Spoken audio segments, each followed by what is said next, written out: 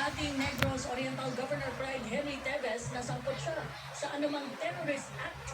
Binanggit niya yan sa GMA Regional TV, Balitang Bisda, matapos makapagpiyansa para sa 3 bilang ng kasong terrorism financing. Git ng dating gobernador, hindi siya nagtatago sa batas at siya pa umano ang voluntaryong sumuko sa mga otoridad.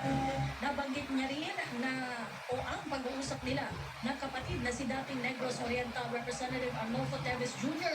na humaharap sa kasong o sa deportation proceedings sa Timor-Leste. So, walang buhay siya, yun lang.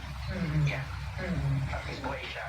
If ever magkikita pa kami ulit, then good. I just have to face it squarely. And if there's a trial, then good. At least I can, I can also show everything there is to show. Because right from the start, I've always been transparent.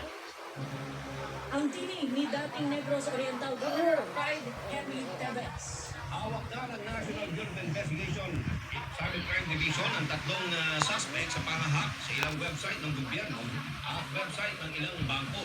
Kabilang dyan itong si alias Kangkong. Ang data officer ng Manila Bulletin na nagsabing ang tech editor ng pahayagan na si Art Samaniego ang isa umano sa mga nag-utos para manghack.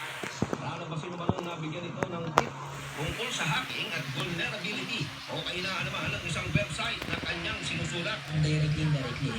Minsan, depende sa sabi niya. So, minsan sabi siya, check mo nga ako. So, ako naman siyempre, boss ko, check ko yun. Find vulnerabilities. Tapos, kung meron, mag-report ko sa kanya.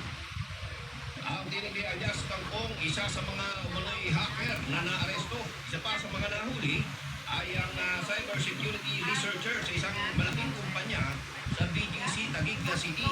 Habang ang pangatlong suspect ay isang graduating student. Ayon pa sa NBI, mga miyembro ng malalaking hacking group ang 3.